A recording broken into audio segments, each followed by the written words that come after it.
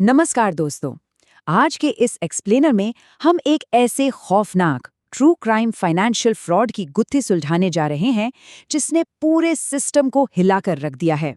और हाँ, ये सब हम सिर्फ और सिर्फ उन पक्के सबूतों और तथ्यों के आधार पर करेंगे जो सोर्स मटेरियल में मौजूद है। तो बिना किसी देरी के चलिए सीधे इस मुद्दे की गहराई में उतरते हैं।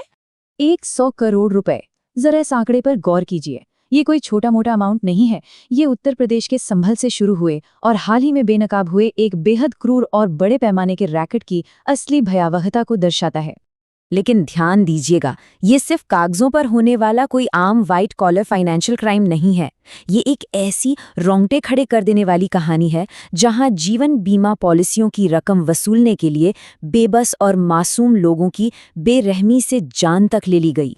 तो आखिर इस 100 करोड़ के आंकड़े की असली कीमत किसने चुकाई? चलिए देखते हैं कि कैसे सबसे मजबूर लोगों को इसका निशाना बनाया गया। जरा इस दर्दनाक बयान पर ध्यान दीजिए।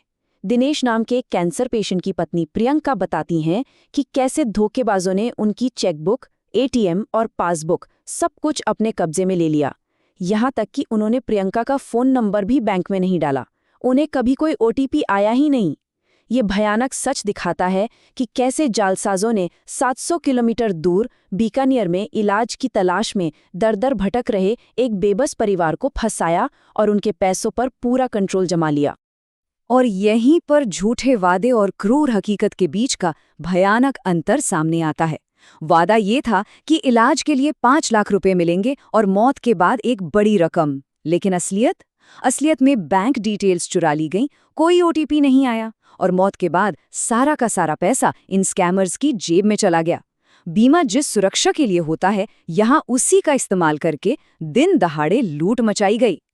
और क्रूरता की ये हदें तब और पार हो गई जब दरियाब नाम के एक विकलांग व्यक्ति की हत्या कर दी गई। वो भी किसी और ने नहीं, उसके अपने ही साथियों ने 4 खौफनाक स्टेप्स में। पहला, 51 लाख रुपए की 5 पॉलिसियां खरीदना। दूसरा, उसे नशा करवाना। तीसरा, हथौड़े से उस पर वार करना। और आखिर में संभल की एक सड़क पर इसे एक दर्दनाक सड़क हादसे का रूप दे देना। आपको जानकर हैरानी होगी कि हथौड़े से वार करने के लिए एक पेशेवर अपराधी को 50,000 रुपए की सुपारी तक दी गई थी। और सबसे डराने वाली बात यह है कि दरियाब का केस कोई अकेला मामला नहीं था। जांच में 2022 से 2024 के बीच हुई ऐसी ही 4 सोची समझी हत्याओं का खुलासा हुआ है, जहां बिल्कुल यही पैटर्न इस्तेमाल किया गया था। जैसे जैसे पुलिस ने इस केस की और गहराई में छानबीन की, इस पूरे अंडरवर्ल्ड एंटरप्राइज के काम करने का ऑर्गेनाइज्ड और भयानक तरीका सामने आने लगा। इन अपराधियों ने अलग अलग बीमा कंपनियों से भारी रकम ऐंठने के लिए मुख्य रूप से 3 अलग-अलग और बेहद क्रूर तरीके अपनाए। पहला, उन लोगों का बीमा कराना जो पहले से ही किसी गंभीर बीमारी से जूझ रहे थे, ताकि उनकी मौत पर पैसा लिया जा सके। दूसरा, उन लोगों के नाम पर पॉलिसी लेना जो असल में पहले ही मर चुके थे। और तीसरा, जो सबसे ज्यादा खौफनाक है, बिल्कुल स्वस्थ या विकलांग लोगों का बीमा कराना और फिर उनकी हत्या कर देना। आइए आगे बढ़ते हैं और देखते हैं कि कैसे ये लोकल हत्याएं अचानक एक पूरे देश भर में फैले हुए सिंडिकेट में बदल गईं। एक आम सी रूटीन गाड़ी चेकिंग ने इस पूरे ऑपरेशन की पोल खोलकर रख दी। पुलिस ने एक संदिग्ध स्कॉर्पियो को रोका, जिसमें से 11.5 लाख रुपए कैश और 250 पासबुक बरामद हुई। इसके बाद ओमकारेश्वर मिश्रा की गिरफ्तारी हुई। ये शख्स खुद को बीमा कंपनियों का इन्वेस्टिगेटर बताता था, लेकिन असल में यही इस पूरे स्कैम का मास्टरमाइंड था। और सबसे चौंकाने वाली बात, उसके फोन से 1.5 लाख पीड़ितों की तस्वीरें मिलीं। दस्तावेजों से एक ऐसा सच सामने आया है जिस पर यकीन करना मुश्किल है। ये नेटवर्क पिछले 1 दशक से भी ज्यादा समय से, यानी लगभग 11 सालों से बिल्कुल अंधेरे में बिना किसी रोक टोक के अपना काम कर रहा था। 11 साल तक इन्होंने हजारों अशिक्षित और बेबस लोगों का फायदा उठाया। अब इस गैंग के फैलने का तरीका देखिए।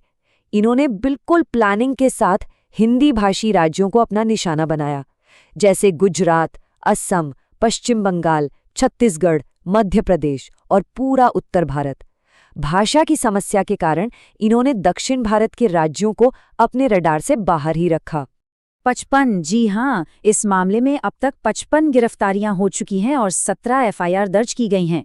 ये विशाल आंकड़ा अपने आप में साबित करता है कि इतने बड़े पैमाने के रैकेट को बिना रोक-टोक चलाने के लिए कितने भारी मैन पावर की जरूरत पड़ी होगी। और यही चीज़ हमें इस कहानी के सबसे डिस्टर्बिंग हिस्से तक लाती है। आखिर इतना बड़ा फ्रॉड उन इंस्टीट्यूशंस की नज़रों से कैसे बच निकला जिनका काम ही पब्लिक की सुरक्षा करना था? जवाब ये है कि पूरा का पूरा सिस्टम ही अंदर से करप्ट हो चुका था। जिन लोकल अधिकारियों को हेल्थ केयर, प्रशासन और बैंकिंग का ध्यान रखना था, वही इस स्कैम को चला रहे थे। आशा वर्कर बीमार मरीजों को ढूंढती थी, ग्राम प्रधान और सचिव फर्जी मृत्यु और जन्म प्रमाण पत्र बनाते थे, बैंक कर्मचारी फर्जी खाते खुलवाते थे, और तो और ईस्ट इंडिया इन्वेस्टिगेशन कंपनी का सीईओ खुद जमीनी स्तर पर फर्जी वेरिफिकेशन रिपोर्ट्स तैयार करता था। इस सब में सबसे बड़ा फेलियर उस नेशनल सिस्टम का रहा जिसे ऐसे फ्रॉड्स के खिलाफ अलार्म बजाना चाहिए था, यानी इंडियन इंश्योरेंस इन्वेस्टिगेशन ब्यूरो। इसका मुख्य काम उन लोगों को रेड फ्लैग करना है जो एक साथ कई संदिग्ध बीमा पॉलिसियां लेते हैं। लेकिन डेटा सिंक्रोनाइजेशन की भारी कमी के कारण ये सिस्टम कभी ट्रिगर ही नहीं हुआ और शिकार हुए लोगों को कभी पहचाना ही नहीं जा सका। अब क्योंकि भ्रष्टाचार के इस जाल में कई राज्यों का पैसा, बड़े पैमाने पर मनी लॉन्ड्रिंग और सिस्टम की गहरी विफलताएं शामिल हैं, नेशनल फाइनेंशियल क्राइम यूनिट्स को आगे आना पड़ा है। हाल ही में एनफोर्समेंट डायरेक्टरेट यानी ईडी ने इस पूरी इन्वेस्टिगेशन का चार्ज अपने हाथ में ले लिया है। तो इस एक्सप्लेनर के आखिर में एक बहुत बड़ा सवाल खड़ा होता है। अगर लोकल रक्षक और नेशनल वॉचडॉग्स दोनों ही सो रहे थे या खुद इस जुर्म में शामिल थे, तो इस सिस्टम की गहराइयों में और कितने ऐसे काले राज दफन हैं जो बाहर आने का इंतजार कर रहे हैं? इसी विचारणीय प्रश्न के साथ हम आज की ये चर्चा यहीं समाप्त करते हैं।